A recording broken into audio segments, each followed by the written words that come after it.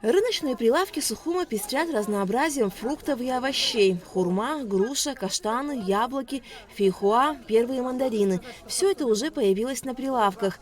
Среди большого разнообразия товаров покупатели, как правило, отдают предпочтение местной продукции. По словам продавцов, местных овощей, фруктов и ягод в достатке обычно в летний сезон. Это плоская хурма, шоколадный королек, инжир наш местный. В этом году вообще очень много было урожая. Яблочки вот эти местные. Это Краснодарский край, пожалуйста. Виноград, к сожалению, не наш. Скажите, а вот виноград Изабелла есть вообще? Есть. Где-то повыше, по-моему, должно быть. В августе всего бывает побольше фруктов местных, именно в августе. В прошлом году намного больше было местных продуктов, в этом году очень мало.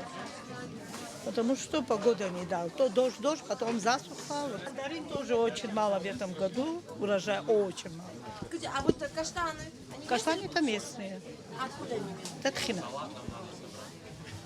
Скажите, пожалуйста, а вот если говорить о ценовой категории, то в этом году цены выросли по сравнению с прошлым годом? Конечно, намного выросло. За то, что вот нету, наверное, поэтому и там тоже говорят, погодные условия не важно. Привозная продукция дороже, чем местная?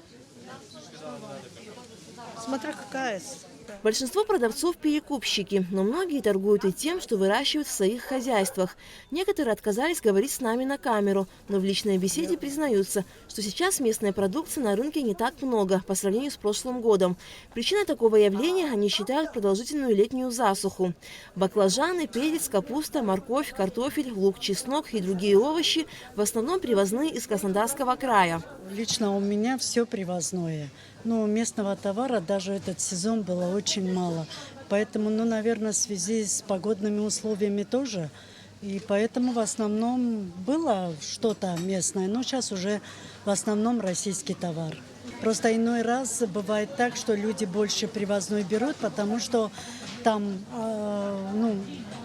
не знаю, качество хорошее бывает. А картошка 60 рублей, морковка в зависимости. Если она хорошая, то чуть дороже, а так вот 50-60. Капуста тоже и 60, и 70 бывает. Знаете, оптовая цена, когда дороже становится, и продукция тоже дороже становится. Анжела Сильвян уже много лет торгует овощами на рынке. На ее прилавке в равной степени как местная, так и привозная продукция. По ее же наблюдению, в этом году местных овощей больше, чем в прошлом. Ну, в этом году местных больше, намного больше стало, чем в прошлом году. Да, нет, есть, смотря что, смотря какой овощи. Например, огурцы много было в этом году, помидоры достаточно было. Синики вот местные шикарные есть, перец.